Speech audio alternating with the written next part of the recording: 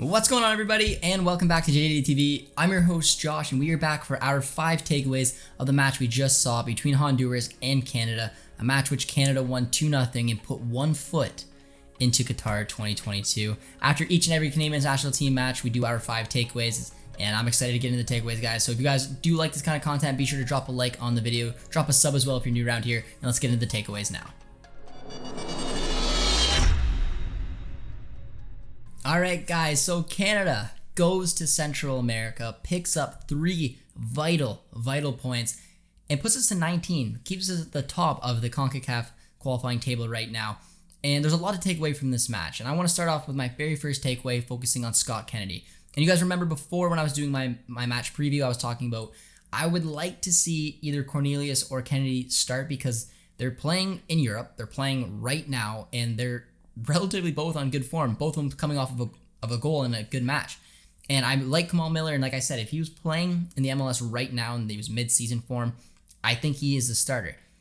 It's not an easy decision to make, but Herman went with Scott Kennedy, and I thought he was brilliant. He was one of the 2 players who should have got man of the match. He was very well in control at that left center back and outside left center back, switching between the back 3 and back 4. He kept a really good eye on Elise pretty much all night long, and he just looked so comfortable. It was really good to have him back. He was definitely a player. Even Herman spoke to how much he missed Kennedy in the last window. Great to see him back, and what a performance from him. And if it wasn't for the next point of my 5 takeaways, he would have got man of the match. But my second takeaway, guys, is going to be Milan Borjan. Milan Borjan has been around for a while. He's the captain. He's the leader of this team. Him and Hutch go back and forth. And what he brings, it just comes in full display right here. The calmness he has on the ball, playing up from the back. He did a pretty decent job today. And then this, 2 or 3 spectacular saves he made.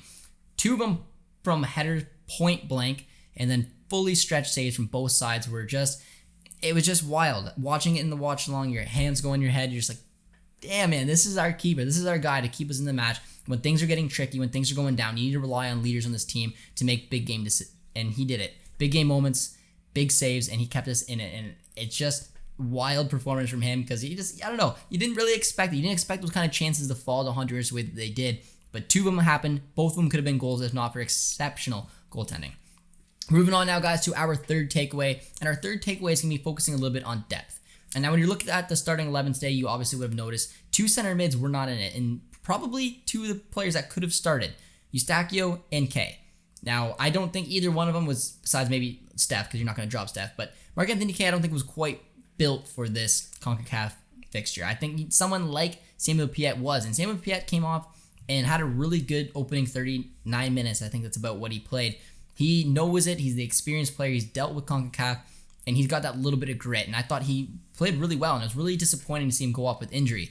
And then Liam Fraser came on, and I had to hold my breath a little bit because he looked like he was slipping all over the park when he came on. He looked a little bit nervous. He picked up that early yellow, and now we got a player who doesn't look super comfortable going into the second half on a yellow, and then he locked it down. He got dialed in. He put in a performance that you kind of expected from him, and then on top of that, he put in a ball like a no other. That ball to hit Jonathan David was pure class. He took a touch, he took a look, he found the beautiful run from David, and then just a bullet of a pass. It was some good stuff, and that's the kind of things you need around this team. You need those depth situations because you're going to go through adversity. You're going to go through COVID, injuries, and you need players to step up. And a big shout out to Fraser. He had me a little bit nervous when he came on, but he definitely found his legs and delivered a unbelievable assist. Now, guys, we're going to move on to our 4th takeaway. My 4th takeaway is we won. We took 3 points in Central America. And that was the next natural hurdle because we haven't went to Central America yet. And a lot of, CONCACAF and how you qualify for World Cup goes around, what did you do in Central America? Did you pick up points? Were you able to do it? And we've had that unreal video we saw with Julian de Guzman in Fight or Fight of going to Central America and how difficult it is. The elements, the fear of being there, the urine being thrown at you, the block party till 4 a.m, all that. Now, I know that it's not the same Honduras because they don't really have a lot to fight for. This was kind of their last chance, but Canada delivered.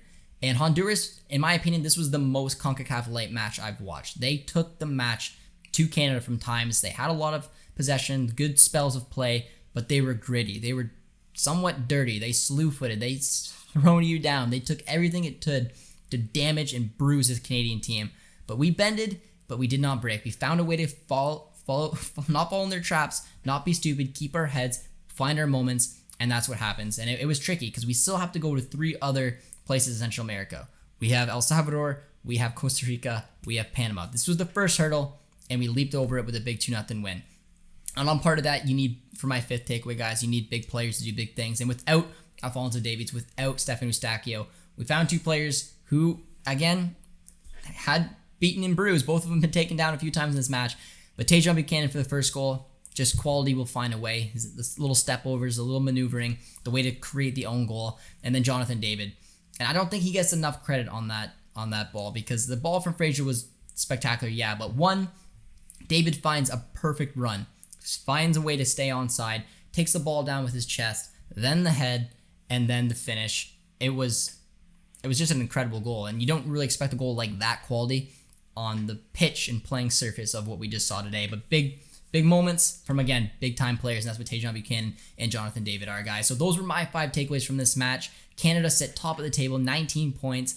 Realistically, maybe a win and a draw away from booking that spot. 23 was kind of that number. It's going to be interesting. I really enjoyed it. Hopefully you guys enjoyed the watch along. Hopefully you guys do enjoy this 5 takeaways. We'll have our match preview with Filippo on the US match coming up tomorrow as well. So if you guys could, one final time, be sure to drop a like, drop a sub as well, and we'll see you guys next time. Cheers, friends.